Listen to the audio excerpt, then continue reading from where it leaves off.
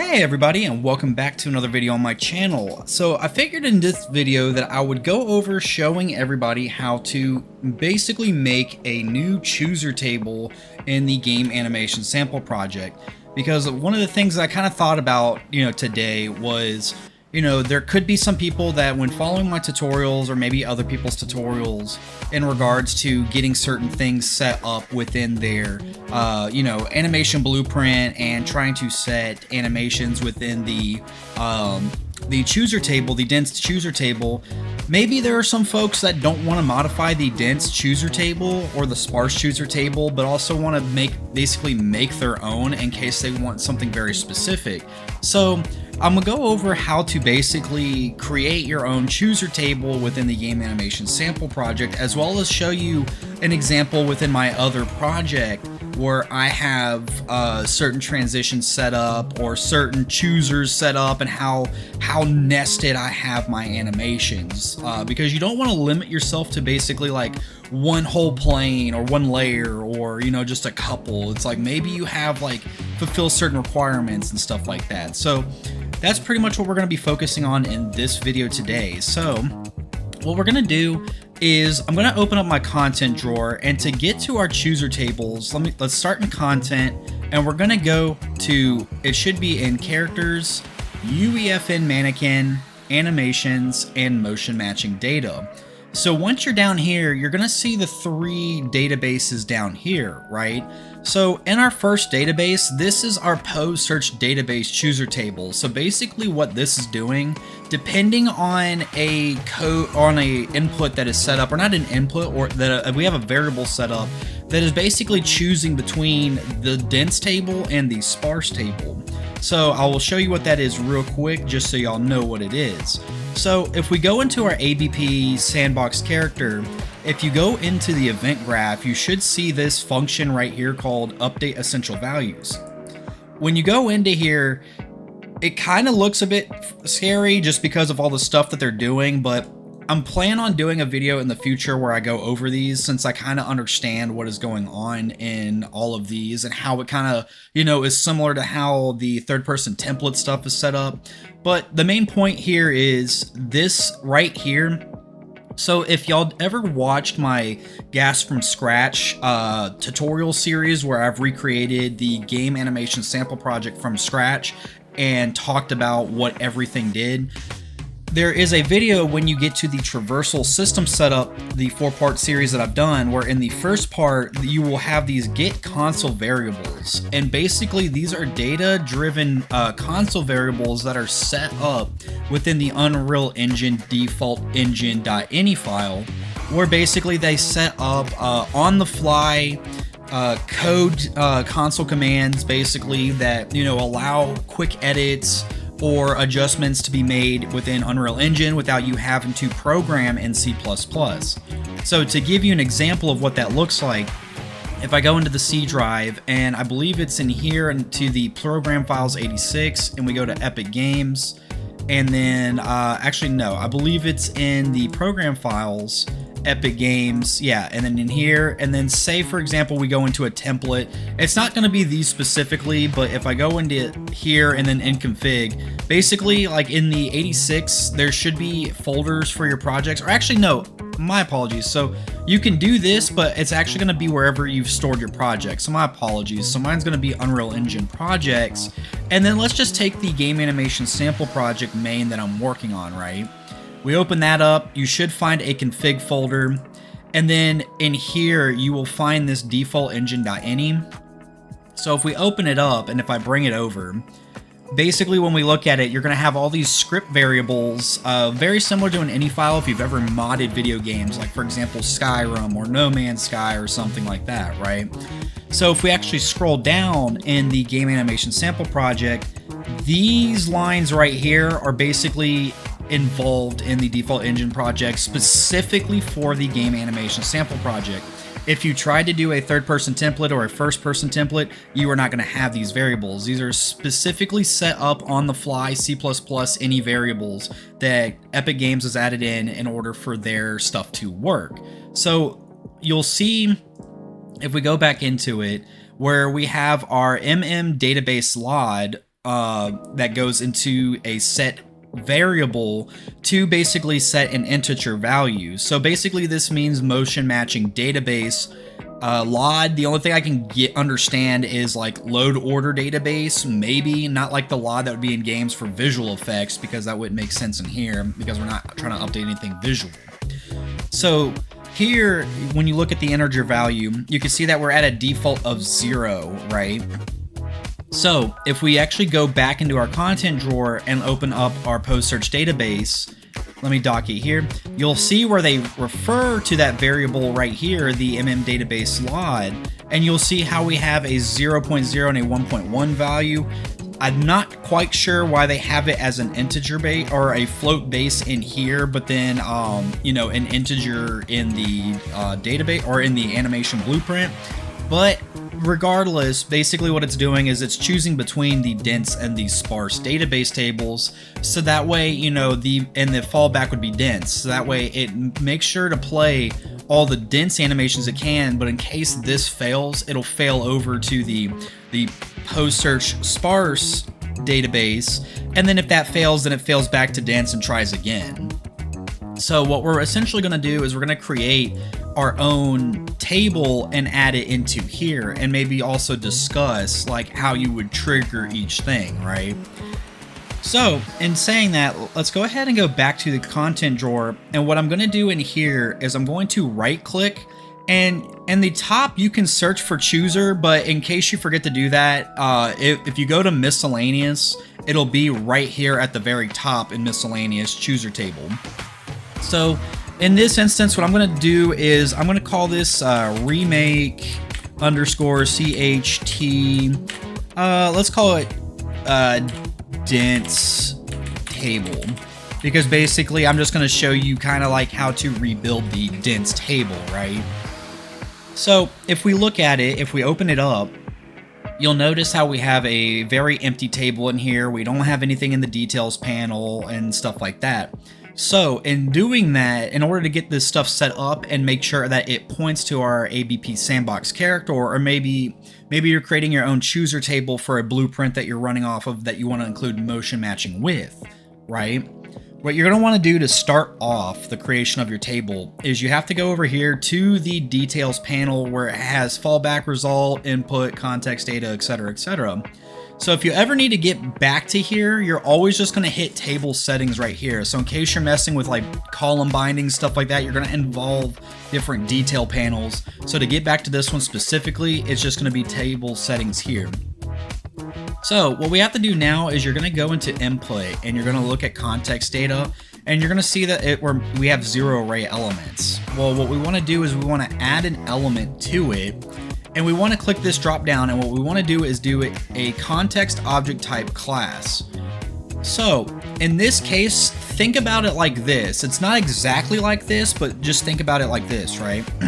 You know how if we go into, like, say a blueprint, right, and we wanted to create our own variable. So say that we go down here to our variables and we hit add, and let's just say that we want to add, you know, ABP sandbox character, and this is an example, guys, don't copy me. So if we add ABP sandbox character, you'll probably have seen other tutorials, or maybe have done it yourself, where you will click the drop down and say that you want to look for the, you know, ABP object type, where here we have the, you know, ABP echo hair, echo post process, generic retarget, sandbox character, and how you have an object reference here, right? So then, you know, when we click on that, then basically we have a variable that is tied to an object context of ABP sandbox characters. So then if we were to ever drag it out, we could grab all sorts of stuff from our ABP sandbox character reference, right? So basically what's going on in here is a similar process. Think of this as kind of like setting up your variable. You're just setting up the object reference first, and then you're then calling the object reference here. So what we want to actually put here is the ABP sandbox character. And I'll show you also why we want to do that. So let me clear this for a moment and let me just add a column, right? Say that we wanted to add a Boolean column. So if we hit bind, right, you could see that as I'm clicking it, nothing appears. because we haven't referenced our class or our index object to be able to call anything out of this. So it has no idea what you're trying to grab. So like I said, when you see this or you're trying to do whatever and mess around, you're going to come to table settings to get back to this setting. So now when I click on the ABP sandbox character, if I click bind, you'll notice how that reference now comes up, how we can then grab our ABP sandbox character, and then we can grab functions or, other Boolean values, or say for example, we want to grab an enum variable. Well, we have our enum functions and our enum variables that are listed within our ABP. So like for example, you'll find all of these if we go back to here within our states, just like how that's set up, and then also with wherever function that they're placed at in there. So in saying that now, let me go ahead and delete these. So if I go back to table settings, typically once we have set that, you're more than welcome to keep it on red. There's nothing wrong with doing that. However, with the game animation sample project, they have all of their tables as a read-write. And I'm gonna be honest, I don't know why they have a read-write, because in typical like IT terminology for me, because I do work in the IT field, a read-write means that like, hey, you can read data, from a location, whether it be like a USB or a hard drive or a specific like location, that you're trying to read data from, but you can also write to that same location. So if you have a read-write, then you can read the data and then you can write data into that location. So I don't know why we have a read-write in this instance when just having a default read is fine, but for the sake of this tutorial, I'm going to copy basically how they have their other chooser tables, and I'm going to go with a read-write because that's what they're doing. So now that we have our object references set, we now have to configure our output. So you'll notice that, like I said, we were able to grab all sorts of columns, like, for example, like gate here, or maybe like has velocity here, right? Well, now we have to create an output, because if we go here to add a row, like let's just say for example that we try to grab an asset, right?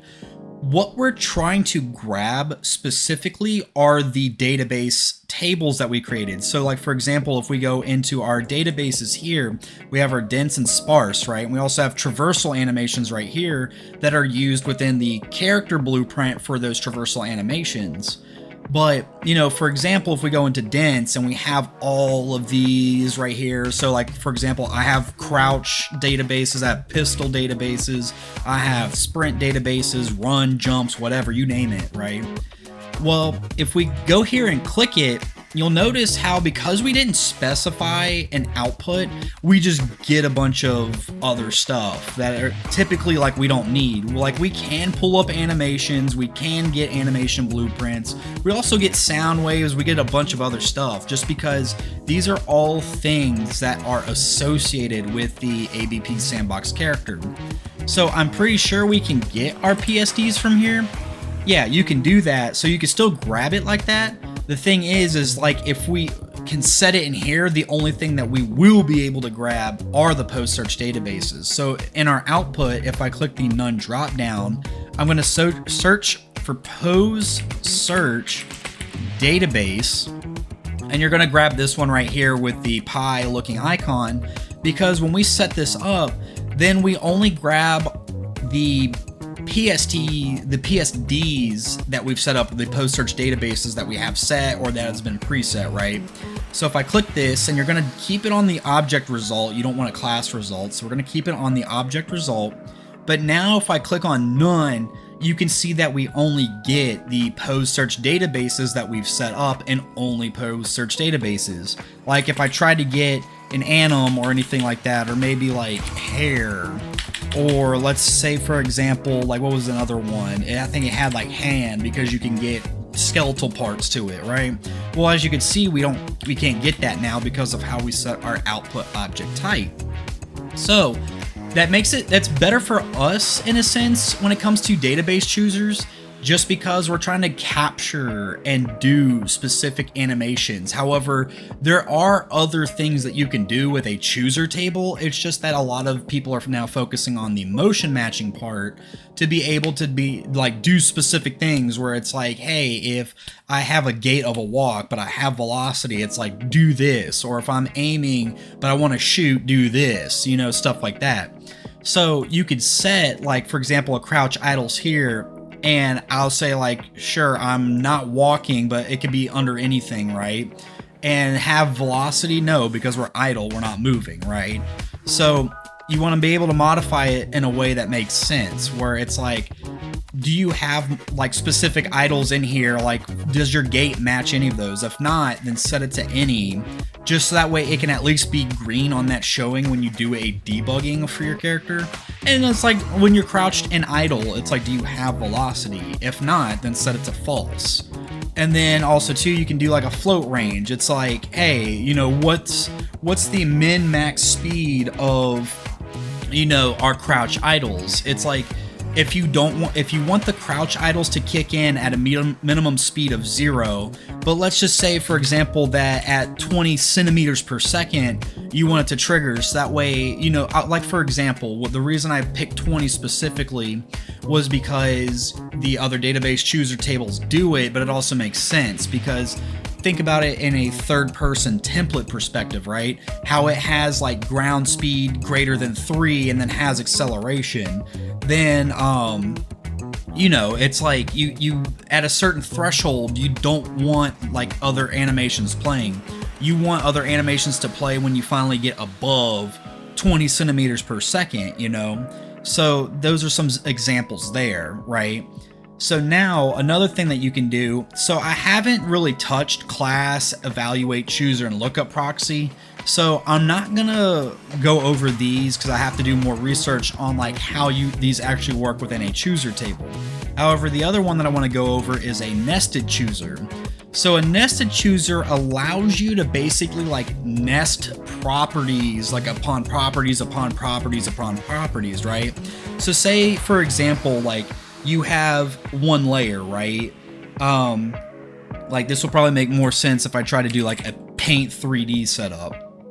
So say, for example, that you have layer 1, right? So you have layer 1. Well, a nested chooser allows you to go down and over to have then a layer 2, and then from here, if you do another nested chooser within 2, then you would have a third layer, so on and so forth, right? So you can like layer animations like however long you want to go to. Like let's say, for example, you want layer 1 to be, you know, something like this, where, let me get rid of these for the moment, right? So say that you want to search for movement mode, and then you want to do like a stance, right? So say you want to be like on the ground, and then this one is standing and this one is crouching, and then it's like, okay, so anytime you're on ground and standing, you're gonna then go into here. So if we hit like, so we have to create a new nested chooser, right? So let's just call them like standing animations, right? It doesn't, basically when you do a new chooser name for a nested chooser, you want to basically put words in that make sense. Like, what are you doing here? Like, when you nest the animations in this nested chooser, it's like, are these going to be animations that are specific to standing, or are they specific to crouching? Are they specific to jumping? Do you have a list of weapons that you have different aiming animations for? Like, is your shotgun aiming different? Is your rifle aiming different? Stuff like that. So let's just say like I have standing animations, right? So because we're standing and we're on ground, well then if I go to edit and go into here, well then it's like I can have all my standing animations. Like, so for example, if I do, you know, a few rows, right, and I look for standing and I get, let's say, stand idles, and then let's do stand walk, and we'll do like stops, or stand walk stops. Oop. Or no, I already did walk stops. Let's do run stops. Like this. you could see how I've grouped all of my, like, you know, some of my standing animations together. I didn't do all of them, but just for context, you can then group them like this to where, you know, now you can get your enums. And again, you could do other stuff where it's like, hey, what's the gate of these standing animations? It's like, well, the idle is any, and then your walk stops would be walk, and then your run stops would be run, right? So then if I go back up into the first layer of the table, you know, so if we're on ground and if we're standing, then it's going to choose this nested chooser and then go inside. Then it's going to look through this layer and see like, okay, what are we doing? Are we standing idly by? Are we coming to a stop from a walk? Are we coming to a stop from a run? And then it's like, well, we're going to see if you were running or if you were walking to then prompt this animation. So that's pretty much kind of like, you know, certain examples, right? So then you, within this nested chooser, you can do even more. Like I can do a nested chooser and I can call this like, you know, stand aiming animations, or I can, you know, add another one and do like, you know, let's do another nested chooser and do stand not aiming animations. And it's like you'll know what you're referring to. It's just like all you're doing with a nested chooser is just you're providing it a name that makes sense for what animations you want to store in here. And you can go so far down into a nested chooser like it's not funny. Like if you're trying to be very specific on what animations you want, then you want to do nested choosers. Like you're fine with having one layer of just animations doing something specific, but then it's going to come to a point where say you have like 12 columns now trying to get the perfect animation, and then you have like 20 rows because you have like 3 different walks, 3 different runs, 3 different sprints, 3 different crouch idles, 3 different crouch walks, you know, like all sorts of animations. Say you have pistol animations, you have rifle animations, stuff like that. You want to then start nesting stuff that makes sense, where it's like, okay, well, if I'm on ground and I'm doing this, let's go into here. Well, if I'm doing this and doing Y, do this, you know, stuff like that. So that's going to be how you want to set up chooser tables. Is like you're fine if you want to start off simple and do just straight assets, like add row and do asset, just to get a simple, you know, post search database that you have to then, you know, throw in here. Like say, for example, you're trying to upgrade the third person template, right? And you want to have like walk, then your idle, your walk, and then your run, and maybe add a sprint, maybe add a crouch, because you're trying to learn motion matching within the third person template. That's perfectly fine. You have like 5 simple rows and like, you know, I think 3 or 4 of the animation blueprints, like temporary or like, you know, template setups, like should move, is falling, stuff like that you can then just go through in here. So in saying that though, that's basically how you want to handle chooser tables to be, you know, you can have them as deeply nested as you want with animations, or you can just have it basic if you're trying to learn something. So I'm going to pull up mine as an example to show you how like I have my chooser table set up. So I have mine called Remake of the Chooser Table Post Search Databases Dense, right?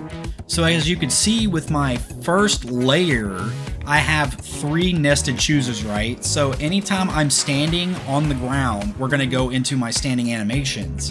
If I'm on the ground and crouching, we're going to go into all my crouching animations.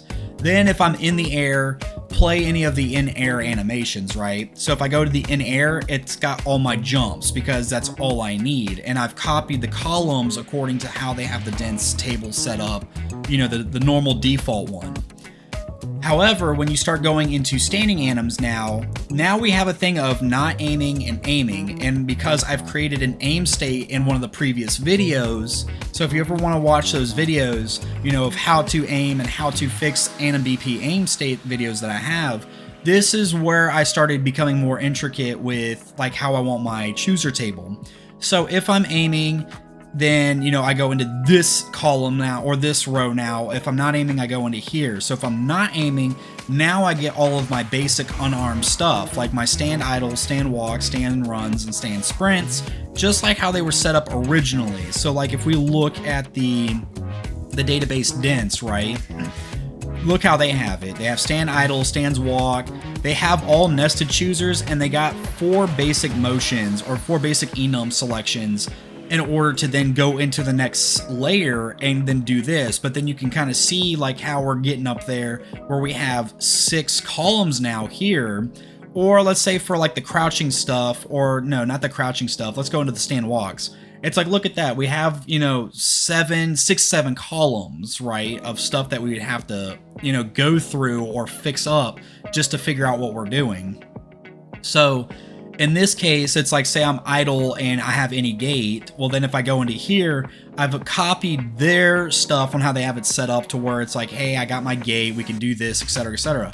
But then if you notice my chooser table, I am essentially like 4 layers in. I started at the first layer, I went into my standing animations, then it's like I'm not aiming, but I'm idle. So if all of these requirements are met and I'm just standing idly by, then I activate this, you know.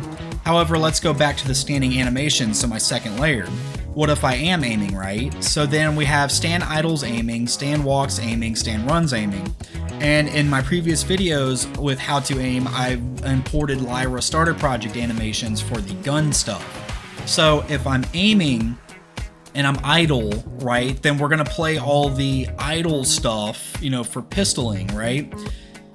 And so that's why you'll see that it's similar stuff to the idle. It's just that then I've basically transitioned into an aim state. And you'll probably notice too, like if I go back into it, I have another column that I'm messing with because I'm trying to test my shooting, you know, when I'm trying to aim and then fire using a Lyra animation. So this might be its own separate like selection, right? I might come out here to stand aiming, and then if I go into stand aiming, there might be one column here that just says is shooting, is not shooting, and then it's gonna go into specific things where we're just like idly aiming or we're shooting, right? So that's how intricate you can actually make the chooser tables. And then same thing with here, I have like similar stuff set up, minus one column of the ones to aim, and we just have simple stuff here. So you can see how complex like I can get, or you can get, with a chooser table to be able to select the appropriate animation and also know, like, say if something were to go wrong, say you're trying to debug, you know, your animations. So if you go up to debugging and you have a character blueprint or character sandbox character here, then you can click on that and then run your test to see like, okay, what layer am I getting stopped at and what do I need to fix? So it's also better to debug rather than looking at a giant table and trying to figure out like what animation table or thing I need to fix or look for, you know, with all those green and red flashing lights. So other than that, guys, that is basically my talk about the chooser table, as well as showing you like how complex you can make, not complex, but like how detailed you can make your chooser table, or how far in you can make your table. And then also too, one last thing that I wanted to talk about was going back to this. I'm trying to figure it out myself. However, I'm pretty sure you can set this up in situations where you can change this value from 0, 1, 2, etc., stuff like that, to be able to change accordingly. Because the last thing I wanted to show you was if we went into the database chooser table, well, actually, I'm gonna bring this back over because my project actually has the adjustment, right? So if I go into the database search choosers table, you will notice where you now see my remake post search database dense table as the first one, starting at 0 because that's what the LOD is set at, or the database LOD. Again, I don't know where this is set up as a float, but I'm pretty sure it feeds off of that integer. So, and then you'll notice how I have the database dense set up to a 1, and then a sparse set up to a 2, and then my remake is the fallback. So that way, in case like this fails and it goes to here and it goes to here, then it falls back to here, just for, you know, quick measures. So that's how you would set up, like if you created a new chooser table, how you, in GASP, that's how you would set it up to be selected within GASP, so that way you could try all sorts of different stuff without messing up the default dense table. So that is pretty much it, guys. That is all for my video. I'm hoping that was educational. I'm sorry if it was me rambling on and not showing anything cool, but I did want to talk about that just because I feel like it is important when learning the game animation sample project that you can also bring to other projects you're doing if you're trying to set up your own motion matching databases within your own project, or if maybe you are just trying to do stuff with GASP and you don't want to use their default provided stuff and want to do your own thing. So that, again, guys, for the third time or fourth time, that is pretty much it. So hopefully y'all enjoyed the video. If y'all did, please check out my other videos and whatnot, and also check out my future videos to come. So other than that, guys, y'all have a great day and take care.